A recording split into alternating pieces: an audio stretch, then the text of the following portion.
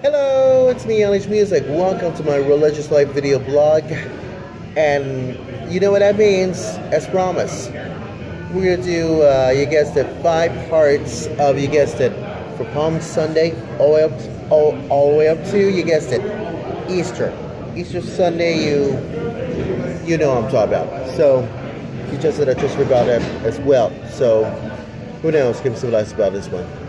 But anyways, Palm Sunday. Let's get started. You guessed it. Part 1, Palm Sunday. Well,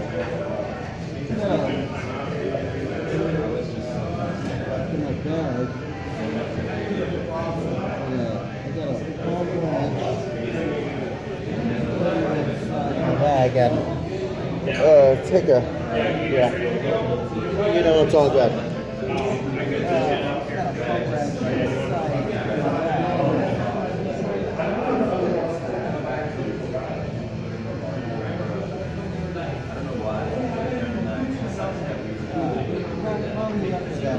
Our Savior's at the church.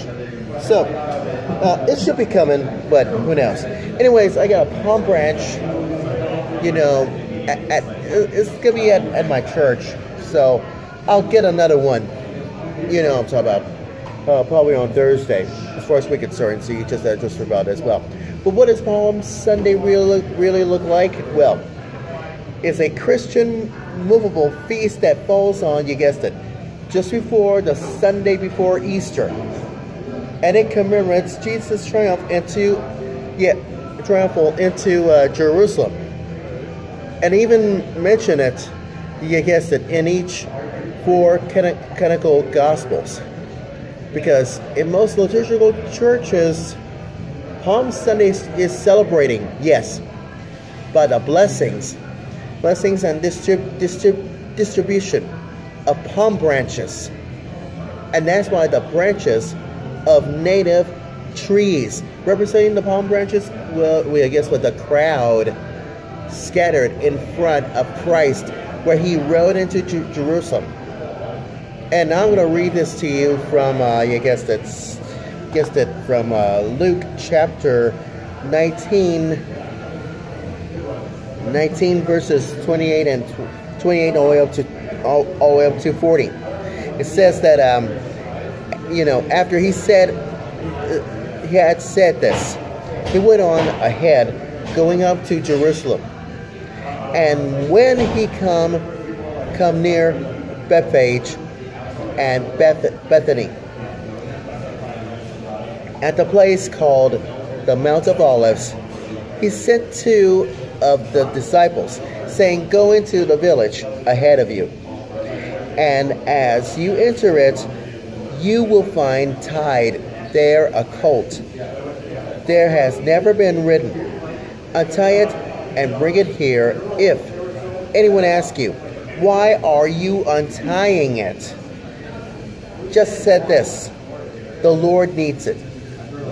So those who were sent departed and found it as he had told them. As they were untying the colt, its owners asking them, "Why are you untying the colt?" And they said, "The Lord needs it." And then they brought it to Jesus. And after throwing, their cloaks on the colt, they set Jesus on it. And as he rode along, the people keep spreading their cloaks on the road. And as he now approaching that the path down from the Mount of Olives, with the whole multitude of the disciples began praising God joyfully with a loud voice for all the deeds of power they have that they had seen. And it's saying this: "Blessed is the King, who is blessed is the King is the yes, who comes in the name of the Lord. Peace in heaven and glory in the highest heaven. Now, some of the Pharisees, I'm on verse 39, says, in the crowd says to him, Teacher, order your disciples to stop. He answered, I tell you, if these were silent, the stones would shout out. So that's why Christ run into Jerusalem, because they scattered in front of it. Yes, in front of it, and you know the biblical passages, so you can see it anywhere else. You can visualize. Now, here's my observation for you. We have here the same account of Christ riding in some sort of triumph, such as this, into Jerusalem, which we had, you guess, just before Matthew and Mark. Now, here's my observation for you. Let us therefore here only to observe this. Let's try this one for size. You guessed it. Jesus Christ was falling forward and willing to suffer and die for us. And he went forward, bounding in the spirit to Jerusalem, knowing very well the things that should befall him there. And yet he went before ascending up to Jerusalem. And he was the foremost of the company, and as if he longed to be upon the spot and longed to engage. That's right, longing to engage the field. Engage to take the field. Yeah, just like take the football field. You guys playing football, all kinds of stuff, you know what I'm talking about. No, about this one. And enter upon action. Was he so forward to suffer and die for us?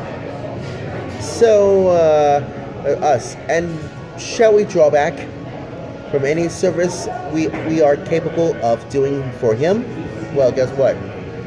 Now you know. So what's the second thing? Here's the second thing for you. It was no ways inconsistent either with Christ's humility and or with his present state of humiliation to make a public entry into Jerusalem a little before he died. And thus he made himself to be more taken notice of, and that the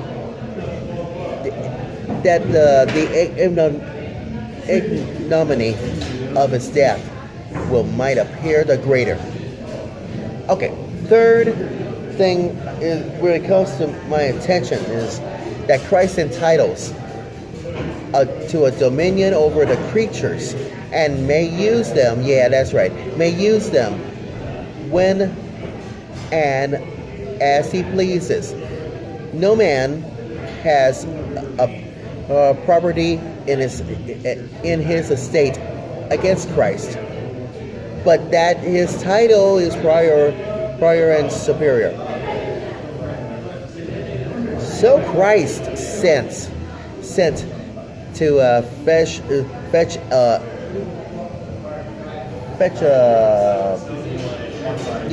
donkey and her colt from their owners and master's crib, and he had the occasion from their service and might do so, for all the beasts of the forest are his. And what about the tame beasts too? Well, you know what I'm saying. So here's my observation for you. The fourth one. Christ has all the men's hearts, both under his eye and in his hand. And he could, yeah, that's right. he could influence those to whom the donkey and the colt belong to, consents to their taking away from them. And as soon they were told, that the Lord had occasion for them. So what's number 5, if I may? Take for instance from Luke chapter 19 verses 32 says that it says they that were sent found what he told them they should find, and the owners were willing to set apart with them, and it was a comfort to Christ's messengers.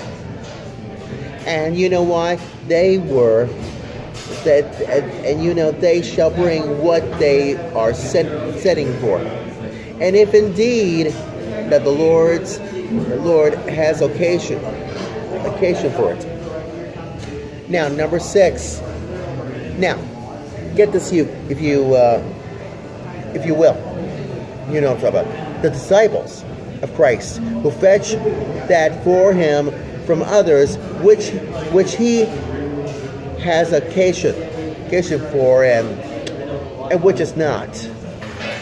It's not, because shouldn't think that way, think enough that way. But whatever they have themselves, wherewith he may be served and honored, and they should be ready to serve him with it. And many can be willing to attend at Christ and other people's expenses who care not to be any charge upon themselves. But those disciples are not only to fetch the colt for him, but they cast their garments upon the colt, and they were willing to, that should be used for his trappings. So that's what happens, if you know what I'm saying, for this one. So I think Christ's triumph, for the 7th one, Christ's triumphs are the matters of his disciples praising him.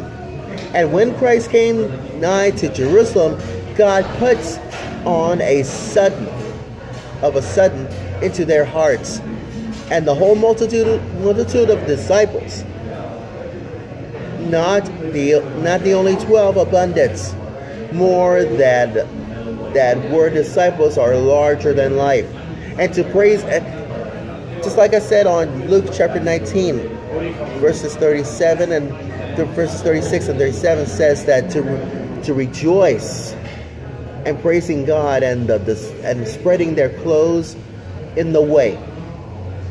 This is what happens if you have Lazarus, or whatever happens to this one. Okay, here's the triumph thing on number 8. Christ's triumph and his disciples joyfully praising of them, and the vexation of proud Pharisees, and the enemies to him and his kingdom are the multitude of so far of joining them to enrage at them, and Christ being made famous example of this one, of this humility. And they thought he would not admit to such acclamations of these, and therefore expected that he should be rebuked with his disciples. And Luke chapter 19 verses 39 says that the honor of Christ that he despises and contempt to the proud, so he accepts the praises of the humble. Now, To wrap things up of this one, of part one, let me just say this.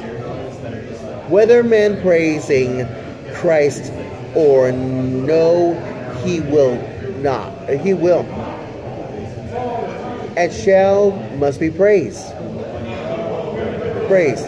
And that's why Luke chapter 19 verse 40 says that if these should hold their peace and not speak the praise of the Messiah's kingdom, guess what? The stones will be crying out immediately. And rather than Christ should not be praised. And this was affected. This was affected literally. Fulfilled when upon the men revealing about Christ upon the cross, instead of praising him, and his own disciples are sinking into a profound silence. What comes next on the list of things? Yes, Monday, Thursday, and that the earthquake and the earth will quake, and you guessed it, the rocks will rent. So there.